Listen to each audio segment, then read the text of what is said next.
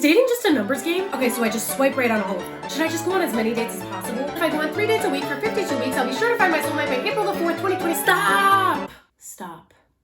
In this video, I'm going to explain why dating is not a numbers game and tell you what you actually need to do to transform your dating life. Hint, it's not that. So you might be thinking, Fairy Thought Mother, how could you possibly know that the numbers game thing is bullshit? Well, young grass-hopping thotty, I know because I am living proof. I was once single for 8 years in a row. And in that time, I don't even know how many Hinge and Tinder dates I went on. You heard that right. Tinder! Yes, I remember when Tinder was invented. There was no designed to be deleted women message first. It was just dick pics and hell. Pure hell! Like many of us, I had convinced myself that if I went on as many dates with as many people as I could, I would one day stumble across the man of my dreams. But spoiler alert, that did not happen. Instead, I found myself cycling through bad date after bad date and situationship after situationship. So why? Why wasn't the numbers game working for me, and why isn't it working for you? And how did I eventually break out of this pattern to change my dating life for the better? Don't worry, thotty, we'll get to that. But first, I need you to hit subscribe and smash that like button. Thanks.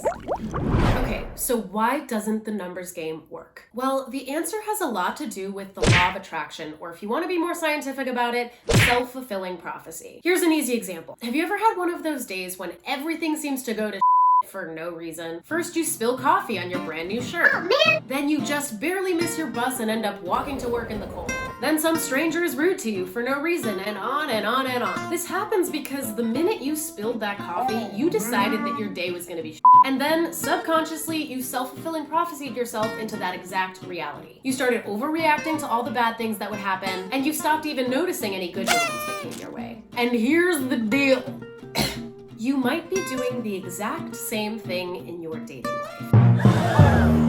I want to talk about the 2 most common toxic mentalities that people have when they go into a dating app or just dating in general. The first one is, God, there's nothing but trash out here, I'll never find someone. And the second is, they're hot, but why bother swiping right? No one will ever like me. Let's start with this one. If you've ever taken a psych class, you've probably heard of confirmation bias. This is a proven psychological phenomenon where your brain selectively chooses information that you already believe to be true and filters out information that conflicts with those pre-existing beliefs. So if you're walking into a bar or opening up an app and thinking, all these people are trash, what do you think your brain is gonna do? It's gonna subconsciously filter out all the great people right in front of you and focus in on all the trash. And if you're walking around with this self-hating mentality, I've got some bad news. People can sense self-confidence or lack thereof from a mile away. What? And people are drawn to people who are an energetic match for them. Uh-oh. So if you're walking around thinking, God, they'll never date me, I'm way too ugly and lame, do you really think you're gonna draw confident, attractive people toward you? No. So please forget about looks and leagues and rating yourself out of 10. Sexy is an attitude, not a look.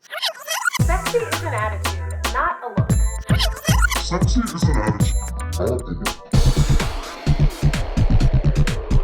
So if you want to pull hotties, start acting like one. For f***'s sake, cut that negative self-talk. So you've probably put this together by now, but if you're having these negative thought patterns, playing the numbers game is not going to help you. In fact, it's probably gonna make things worse. Because as long as you're harboring these subconscious negative beliefs, you are gonna self-fulfilling prophecy yourself into that reality, therefore generating even more evidence that your negative, untrue thought is true. Okay, so how do we fix all this, Fairy Thought Mother? I mean, where do we go from here? Well, you'll need to start by replacing those negative thought patterns with positive ones. Next time you open up an app, instead of thinking it's all trash, try saying out loud to yourself, wow, I'm so grateful that modern technology gives me access to thousands of unique individuals. Or if you're struggling with your self-esteem, try saying, I am magnetic and sexy as f***, and anyone who's worth my time will see that. I'll tell you guys right now that turning my negative beliefs into positive ones changed my results a lot and very quickly. I started meeting guys who were actually looking for relationships. People who were legitimate prospects rather than, you know, trash. And I want to be clear here, just because my dating life significantly improved, that doesn't mean that I never went on another mediocre date. Just by virtue of human nature, finding someone that you really click with is going to take some time and dating around. Which is to say that the point of this mindset work isn't to magically manifest your person on the very next date you go on. Although that can happen, and if it does, leave a comment below. Rather, it's to help you stay in a positive mindset regardless of the setbacks that you're inevitably going to come across. It's to make sure that the next time you go on a shitty date or someone rejects you, you don't respond by saying to yourself, "See, it's never going to happen for me. I'm just going to die alone." Rather, you'll have gotten yourself to an emotionally healthy place where you can say, "Well, that sucks, and I'm going to take a minute to process that. But I also know that someone amazing is out there for me, and I'm not going to let one negative experience shake that belief." If you are able to successfully do that, I promise your path to finding someone great is going to be so much smoother, so much faster, and so much more enjoyable than it was before you did this inner work. So next time you're on an app or talking to someone, I want you to start noticing the negative beliefs that are swirling around in your mind. And then I want you to start making a conscious effort to replace those beliefs with positive ones. And if you do find yourself defaulting to the negative, take a step back and do what you need to do to reset those thought patterns. And when I say take a step back, this could be as simple as just closing out the apps for the day, or it could mean taking a few weeks or months off dating altogether. I have always had my biggest personal breakthroughs when I'm not actively dating because it just gives you so much more space and energy to look inward. So if this video is big time resonating with you, a long break is exactly what I recommend. And whatever you do, do not, I repeat, do not attempt to play the numbers game while you're in a toxic mindset. If you want to learn more about how I stopped dating toxic people, what that process looked like for me, and how you too can do the same, check out this video. Bye, buddies!